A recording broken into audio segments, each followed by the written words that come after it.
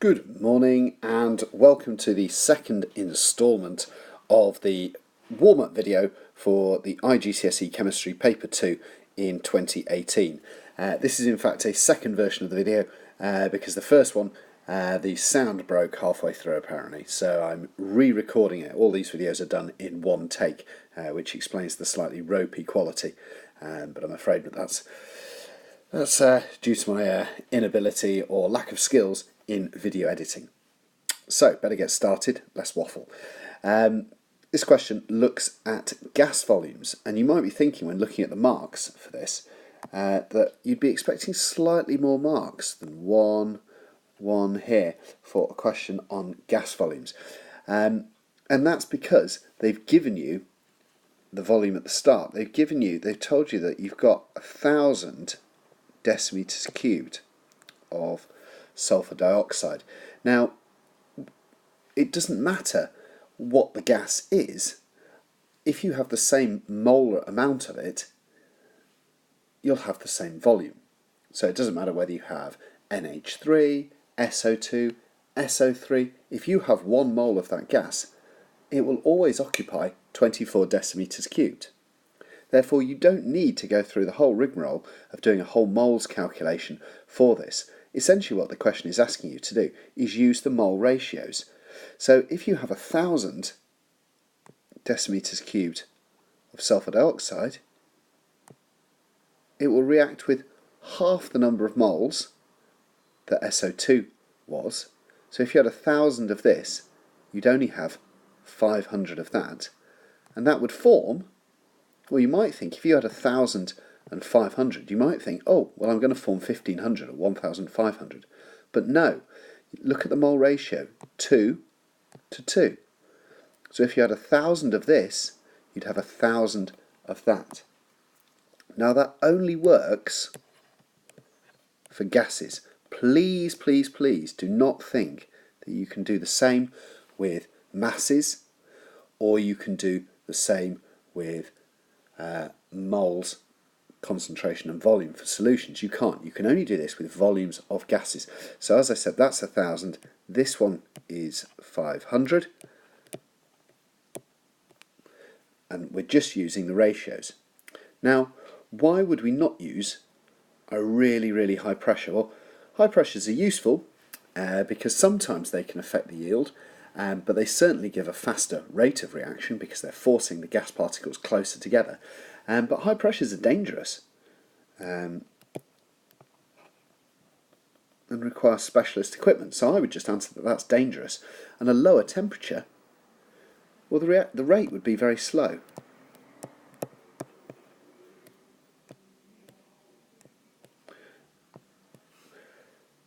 Okay, and that's because the particles don't have that much energy, they're going to move slower, there are going to be fewer collisions per unit time, so it's going to be a slower rate of reaction.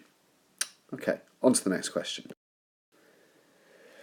So this is another question on, well, a question on equilibria, and you can see that the actual computer has not translated the reversible arrow. It's put an F in the middle, which is rather annoying. But this is a process that you may never have seen before. It's taking carbon monoxide here and reacting it with hydrogen to form methanol. Now, you're given quite a bit of information here. The reaction is exothermic. Now, immediately, I'd be thinking, delta H is negative. So I'd be thinking that the forwards reaction that way is exothermic. And I hope I won't regret writing over half the question in a minute. And it also tells you the actual conditions that are used. So you probably by this stage can predict what's coming up. So state 2 advantages of using a pressure higher than 200 atmospheres. Well, the first advantage to me would be that the rate would be faster. And it's not asked you for an explanation, but what you're doing by giving a higher pressure is you're forcing the gas particles closer together. You're making that there will be more collisions per unit time, and therefore overall there'll be more successful collisions per unit time. The second advantage is to do with the equilibrium position. At high pressures, the equilibrium will move towards the side of the reaction that has fewer gas particles. So on this left-hand side, you can see that in total there is 1, 2, 3 gas particles. 1 carbon monoxide, 2 hydrogens. Whereas on the right, we just have 1 gas particle, methanol. We're just looking at the big numbers at the front. So if you're using a high pressure, the equilibrium is going to shift to the right. So we're going to have high yield.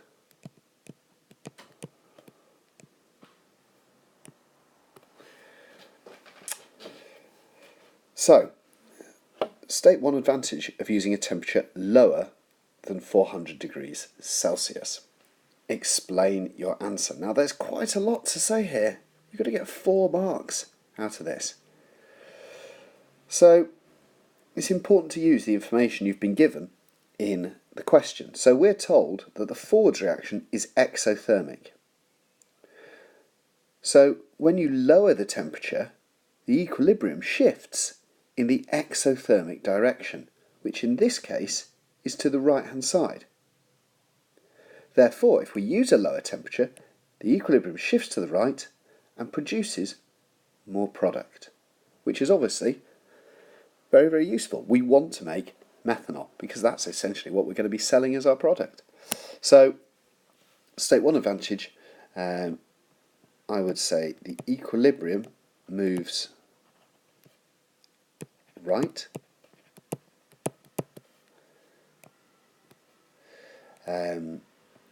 It does this because the exo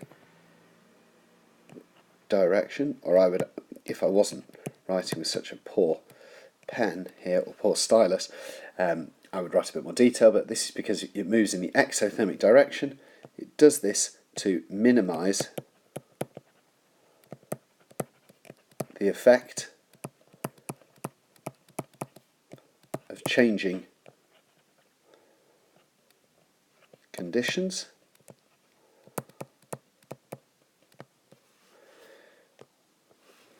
Okay, more methanol is produced,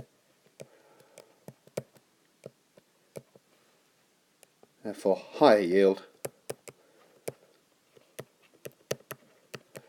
of product. Now, why might we not want to use a temperature which is lower than 400 degrees C? Okay, too slow. And it's difficult to actually explain it in a small amount of space, but the reaction would be too slow. Okay, particles move less or slower. They move less, therefore fewer collisions.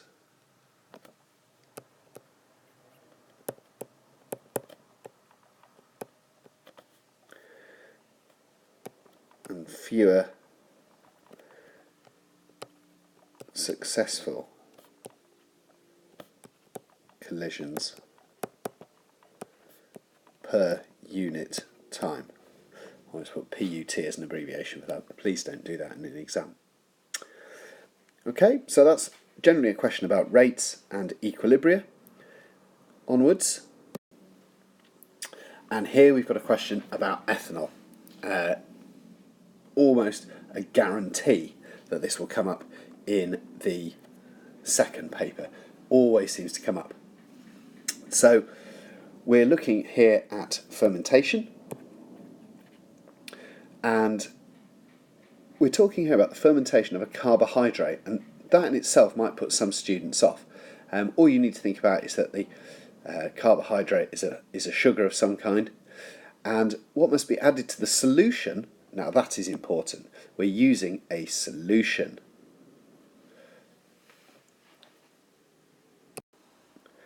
And so they're telling us that the sugar has already been dissolved in water, which means the answer to this is yeast.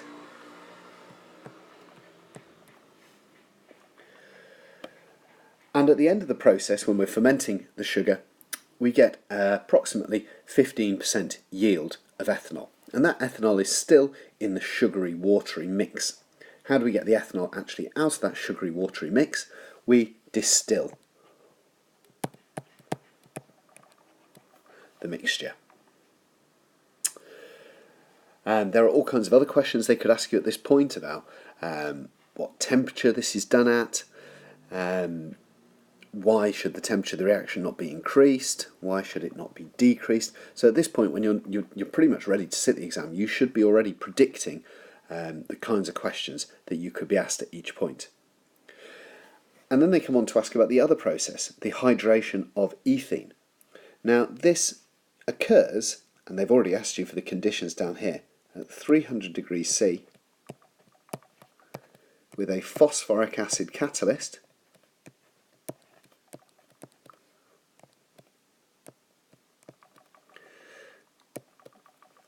and an atmosphere or a pressure of 70 atmospheres.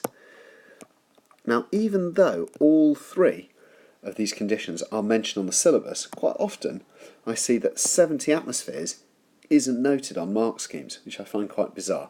So please make sure that these two go down as a priority. So, write the balanced equation including state symbols, and there's 3 marks for that. So ethene, well, eth has 2 carbons. It's an alkene, so it's CnH2n, so we've got C2H4. Okay, it's a hydration, so we're going to be adding water to that.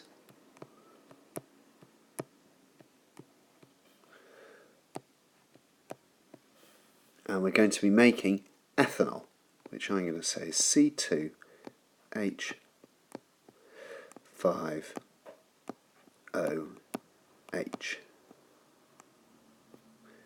I was just trying to make it look more like a 5, but I've struggled. You could also write C2H6O. That would also be fine. That's actually the molecular formula. This just tells you a little bit of information about the molecule, but it's not the molecular formula. So, why would we not get any marks here? Well, it's balanced. We've got the same number of carbons. We've got the same number of hydrogens. 6 here, 6 there. We've got 1 oxygen. It's because we haven't put the state symbols in. Now, we're doing this at 300 degrees C. So, it's worth bearing in mind that the ethene will be a gas. The water will also be a gas. They often talk about it reacting with steam. And because we're at such high temperatures, the ethanol will also be a gas. And that concludes the second part of this video. Good luck with the rest of your revision.